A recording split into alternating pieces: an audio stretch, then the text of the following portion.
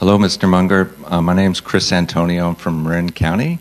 And my question is, you talk frequently about having the moral imperative to be rational, and yet as humans we're constantly carrying this evolutionary baggage which gets in the way of us thinking rationally.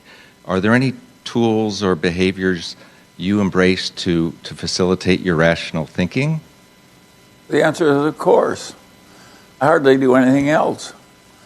And one of my favorite tricks is the inversion process. And I'll give you an example. When I was a meteorologist in World War II, they told me how to draw weather maps and predict the weather. But what I was actually doing is clearing pilots to take flights. And I just reversed the problem. I inverted. I said, suppose I wanted to kill a lot of pilots. What would be the easy way to do it?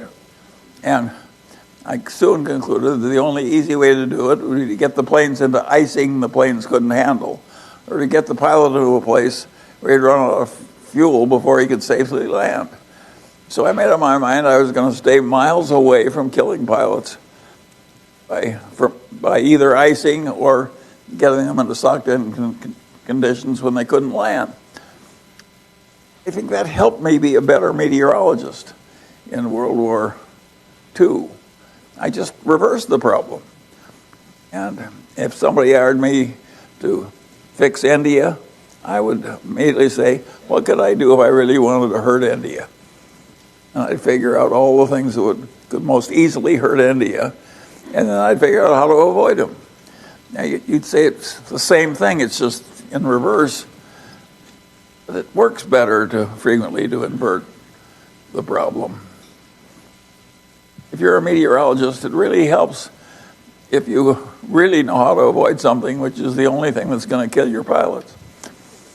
And if you can help India best if you understand what will really hurt India the easiest and worst. Algebra works the same way. Every great algebraist inverts all the time because the problems are solved easier. Human beings should do the same thing in the ordinary walks of life. Just constantly avert. You don't think of what you want, you think what you want to avoid. Or when you're thinking what you want to avoid, you also think about what you want. And you just go back and forth all the time.